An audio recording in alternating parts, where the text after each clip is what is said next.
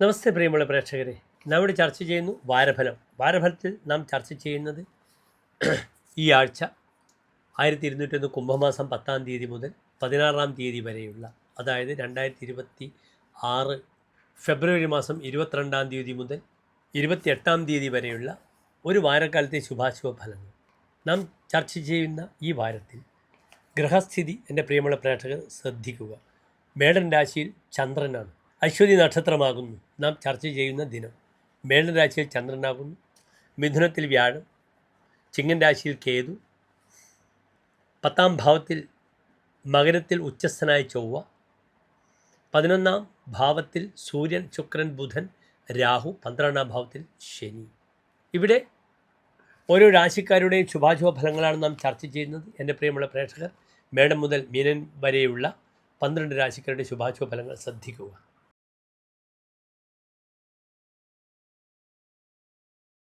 മകര നക്ഷത്രത്തിൻ്റെ അവസാനത്തെ 30 നാഴിക, തിരുവാതിര പുണർത നക്ഷത്രത്തിൻ്റെ ആദ്യത്തെ 45 നാഴിക വരുന്ന 2.25 നക്ഷത്ര സമൂഹം.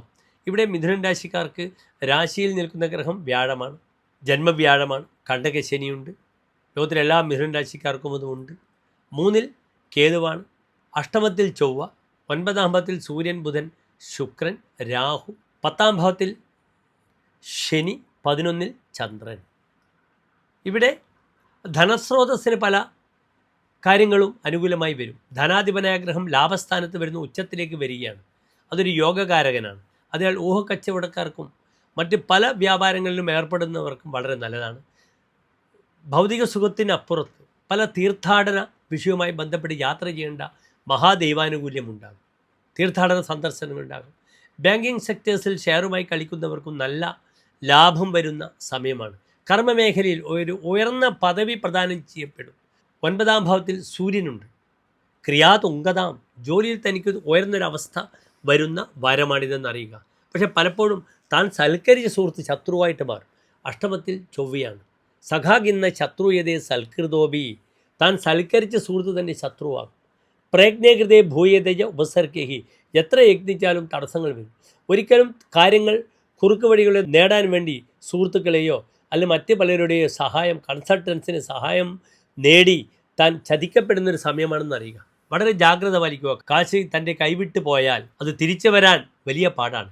പരഹസ്തഗതം ധനം, അന്യൻ്റെ കൈവശമുള്ള കാശ് അതൊരിക്കലും എന്താകില്ല, പറയാൻ മാത്രമേ കഴിയുകയുള്ളൂ. നമ്മൾ ആവശ്യം നടക്കില്ല.